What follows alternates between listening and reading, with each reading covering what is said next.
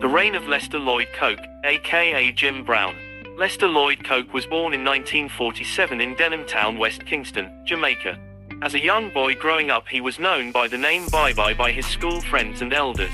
After leaving school, Lester took up various trades as a cabinet maker, welder, and eventually settled as a locksmith. His life took a dramatic change when he was shot at the age of 19 and left in the gutter for dead. The circumstances surrounding his shooting is not known. He was eventually spotted and quickly taken to Tivoli Gardens Hospital, where doctors saved his life. After leaving hospital, he became under the tutelage of Claudius Massip, an ardent supporter of the Jamaica Labour Party, JLP. He worked with Massip as an enforcer for the JLP, under Edward Seaga, until Massip was killed. He then eventually moved up to become a hitman for Edward Seaga. He took on the pseudonym Jim Brown, after the American football legend, actor Jim Brown. In 1980, the elections in Jamaica was the most bloodiest in Jamaica's history. Up to 1,000 people were killed as guns poured into the country. It is alleged Edward Seaga and his CIA contacts were financing and supplying Lester Coke with guns to fight against Michael Manley and the People's National Party, PNP. In an interview published in 1989, in the Florida Sun-Sentinel, an ex-JLP gunman and Shower Posse affiliate told the newspaper that they received several shipments of guns from the CIA. The JLP won the election in 1980 and Edward Seaga was sworn in as the new Prime Minister. Coke and the Shower Posse decided to forge alliances with the Colombian cartels and started the cocaine trade. Jamaica was ideally situated as a midway point between Colombia and Atlantic coast and South Florida to transport drugs. Vivian Blake, a criminal associate of Coke, convinced him of the money-making potential in the American drug market after he visited New York as part of a traveling cricket exhibition and decided to stay.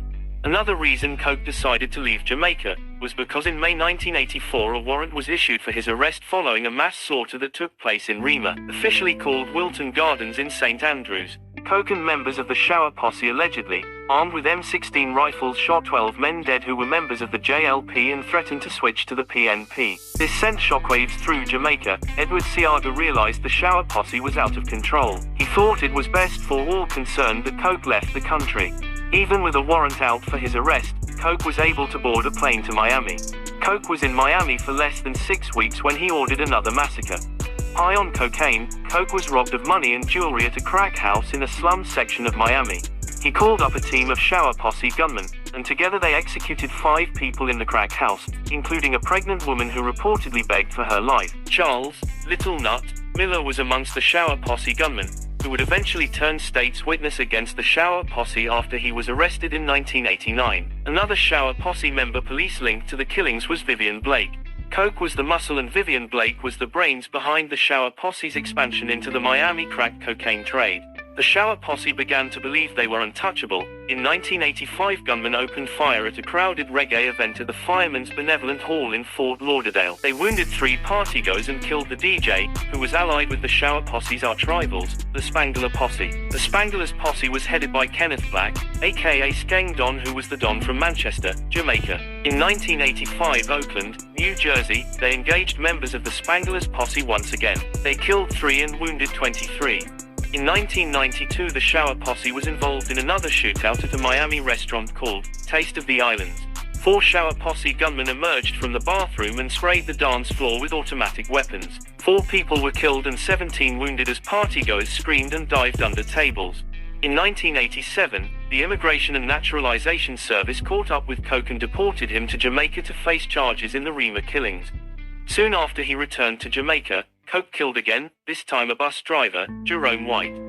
White got into an argument with Coke after the bus driver swerved in front of Coke's car. The driver realized too late who he was arguing with and ran to the Denhamtown police station to seek protection. But Coke murdered him in full view of the police. He was charged with White's murder, but the jury acquitted him after witnesses disappeared or failed to show up for the trial. In October 1988, a federal grand jury in Miami indicted 34 members of the Shower Posse, including Lester Coke and Vivian Blake. Coke was already back in Jamaica, but in his absence, Blake was running the American side of the operation. In Coke's trial for the Rima killings, eyewitnesses recanted their testimony and the jury acquitted him once again. The crowd carried Coke on their shoulders back to Tivoli Gardens, and Seaga was later seen drinking beer with Coke, toasting the verdict. Eventually, Coke was arrested on the request of U.S. officials, who wanted him extradited to face a number of charges including gun running and drug trafficking. There were also multiple murder counts involving the Miami crack house killings. While Coke was in jail, his son Mark Anthony Coke, aka JT, took over the day-to-day running of the Shower Posse. But on February 2, 1992, JT was shot dead while riding his motorcycle in downtown Kingston by gunmen from the Black Roses crew. The reprisals were swift and sparked a wave of unrest in the city. 12 people died in the next 2 weeks. 3 weeks later, Mark Anthony Coke was buried. The funeral goers barely had time to get home and change out of their mourning clothes, when later that night, news broke that Lester Coke was also dead. The story goes a mattress had caught fire in Coke's jail cell at the General Penitentiary, that left him badly burned. Many believe Lester Lloyd Coke was silenced, because he knew too much.